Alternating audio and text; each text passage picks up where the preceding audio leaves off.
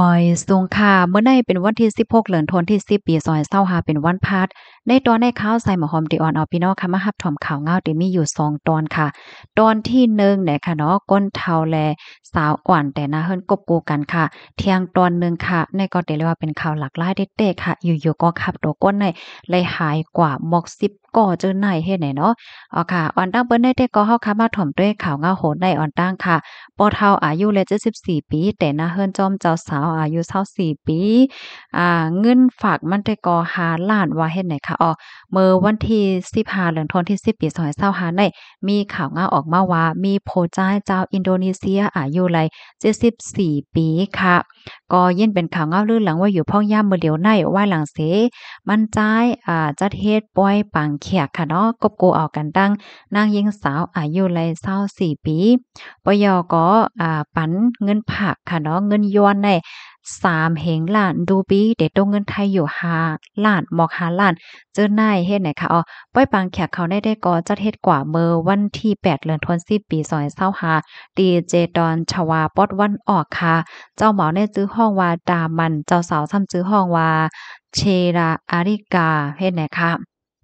อายุอาซาเขาในห่างกันถึง50ปีค่ะ เฮียก็อันเป็นเงินผาก็สอนว่าน้ำนั่นค่ะน่ะเนาะโอ้โหล้านมันเฮ็ดจังได๋เฮ็ดให้ปล่อยปางแขกปอกกับในก็เปิ้นอ่อนกันออกมาลัดทัดสางจังได๋ตั้งนำตั้งหลายเหลือเสียนั้นก็ยังมี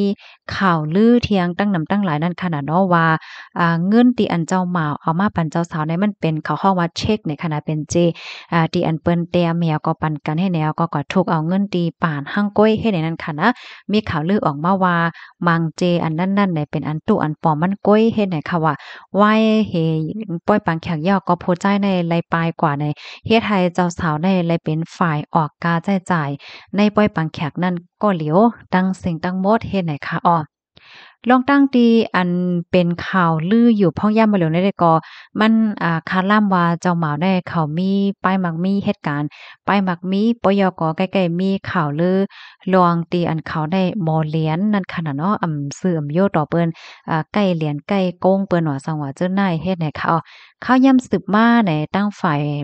กนในนาหอต่อเฮิรนตั้งสองฝ่ายเนี่ยก็ไล่ออกมาปากแปดลองว่าข่าวลือเนี่ยเนาะเขาก็ลาว่า มันอำใจข่าวลือเจ้าเหมาแน่อำใจไรปลายกว่าตั้งหลาย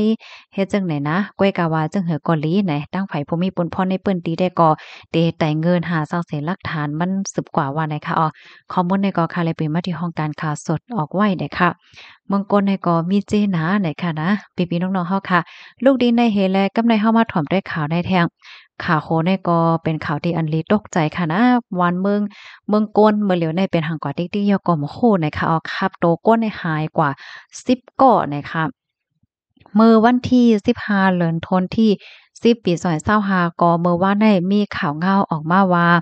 ตั้งฝ่ายญาติพี่น้องก้นที่อันไหนรู้เซ็นสายใจกว่าดีวานประจบโชคค่ะเปิ้นตีๆนั้นก็มันได้เป็นปื้นตีอันเปิ้นล่มลาต้วยถึงกันเป็นปื้นตีอันเฮ็ดตอนตาก้นตั้งนำเฮ็ดจังไหนเด้ความไทยเขาที่ห้องว่าสถานสงเคราะห์อันว่านั้นค่ะนะ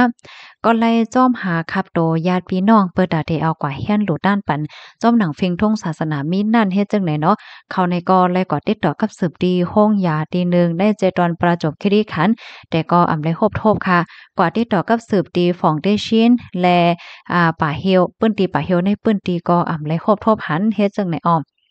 เฮ็ดนั้นเหี่ยวก็ตั้งฝ่ายผู้เกี่ยวข้องตีโรงยาเนี่ยค่ะนะเขาเนี่ยก็ได้ออกมาซับแรงซับแจงลองตั้งเปิงเป็นมันในวันที่16ก็เป็นมื้อในนั่นค่ะนะเนาะป้อกลางลาลามาได้แลเจอในข่าวก่อนนะเขาเนี่ยก็ได้มาซับแจงซับแรงลองตั้งเปิงเป็นมันในมันเป็นไว้เฮ็ดจึงหือในค่ะนะจ้อมหนังในผืนเล็กผืนไร่นั่นค่ะเนาะลาดไว้ว่ามีลองเอาอันมานังคับโตในมอปันตีฟองเดชินสว่างประจบปยกอ่า เฮียงแลเจ้าหน้าที่ภูมิพลพรเขามังก็ได้เอาคับตัวในกว่าไว้ดีป่าเฮียวป่าเฮียวตีหนึ่งในเจเวง300ยอดให้แหน่นะกำนันแลในตั้งฝ่ายอันเป็นโฮเปาฟองเดชินฟองเดชินสว่างเลยเนาะ ก็นี่ก็ถามกว่าที่ผู้ใหญ่ก็ลงที่ห้องยานั่นน่ะเนาะว่าให้ต้องถามด้วยเจ้าหน้าที่มั่งก็ว่ามีลองตั้งสังจึงหือดีเฮ็ดจังไหนไหนคะเพราะว่าเฮ็ดจังไหนแน่มันป้องว่ามีลองกล้าขายคับโตก้น5 ให้แหน่เนาะอันเป็นโฮเปาฟาวเดชันมูลนิธิเนี่ยก็ยืนยันว่าสังเจอหนังว่ามีลองคืบหน้าเนาะมีลองคืบหน้าเปิดตาได้เอาคับดอกก้นตั้ง10ก้อนในปองมาปันขึ้นเพราะว่าเนี่ยจึงเขาในก็เดจ้อยตลาดกว่าเหย้าเฮ็ดให้เขาต้อนตาตอนตาลองข้องคำอันในๆค่ะนะพี่น้องเฮาค่ะมันเป็นย้อนเพราะว่ามีคนรู้สึกสาใจหลายก็ที่วานประจบโชคเฮ็ดจังไหนก้อยกะว่าญาติพี่น้องเนี่ยก็จ้อมหาแน่อำหันเฮ็ดไหนค่ะอันเตมันไหนมือกปองไหนบ้านประจบโชคในขณะเขาเนี่ยก็ได้เฮ็ด MOU ไว้ดังฟองเดชินสว่างประจบเฮ็ดจังไหนปยก็เขาในเตแจงให้กว่าครับโตก้นที่อนุเซงสายใจเปิดลู่เซงสายใจเอากว่าทัดด้วยลองว่าแห้งและลู่เซงว่าสว่างจังไหนดีคงยาค่ะเนาะสืบนั่นผมมีปนพรเขาเนี่ยก็เดข้องโลดฟองเดชินประจบเนี่ยค่ะเอาอันคับตัวก้นในกว่าเก้ไว้ดีในสู่สารดีนิโคมเปิดตามาเปิดตาไปให้ญาติพี่น้องในมาหับเอาเหี่ยวก็เฮียนดูด้านปันกว่าจำหนังฟิงทุ่งศาสนาให้ไหนตั้งฝ่ายญาติพี่น้องก็เลยกว่าติดต่อกับสืบดีวานประจบโชคสืบนั่นพอมีปนพรเขาตีเตแจงให้อันตั้งฝ่ายฝ่องได้ชิ้นให้ไหนคะนะเปิดต่างเอาอันคับโตมอบอาปันญาติพี่น้องเฮ็ดจังไหนก้อยกะว่าลองข้องคำในมันมีลองข้องคำเมอญาติก้นเดียนโลเซนสายใจกว่าในกว่าถามหากว่าติดต่อกับสืบจ้อมหนังเปิงอันที่เขาเตรียมไว้เขาลาดไว้เจ้านั้นยาวเฮ็ดจังไหนคะเนาะก้อยกะว่าห้ามมีเฮ็ดไหนคะไล่จื้อว่าเฮาว่าเฮ็ดจังได๋มันก็มีเฮ็ดไหนค่ะนะกำนั้นแลเมื่อเหลียวในภูมิพลพรเขาในว่าได้เป็นญาติพี่น้องค่ะเนาะคนเกี่ยวข้องแหละจังได๋ก็มีไว้ความถามอยู่ดังนำตั้งหลายเฮ็ดไหนค่ะเงาไล่มันเด็ดสิเป็นเฮอกว่าในก็เฮาค่ะก็ไปด้วยกว่าเที่ยงไหนเนาะพี่น้องค่ะถ่อมข่าวตอนนี้ยาวหันถึงจังพองกอมหัวค่ะนะมังป้อมังไหลก็กึดขำอีกหนึ่งอันใดก็ย้อนน้อมไหนค่ะค่ะเฮาไหนก็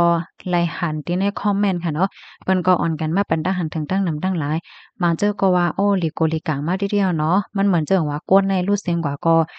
อำสั่งถุงในเปิ้นจังเอาเครื่องอากาศตัวเคียงตั้งในเหี่ยวก็เอาก็สืบคายว่าสังว่าจังไหนโยมื้อเหลียวก็ลองเฮ็ดตามซ้ำว่ามีก็มันมีเจจอนมาติ๊กๆเนี่ยมันก็อ่อนกันปันตั้งหันถึงเฮ็ดไหนเนี่ยเนาะก้อยกะว่าลองตั้งแต่มันยาวในแต่มันทำเป็นฮือเป็นหาหลาในก็เฮาคาโลเลยไปสืบด้วยกว่าเที่ยงเลยค่ะยินจมก็เขาเอาใหม่ส่งค่ะ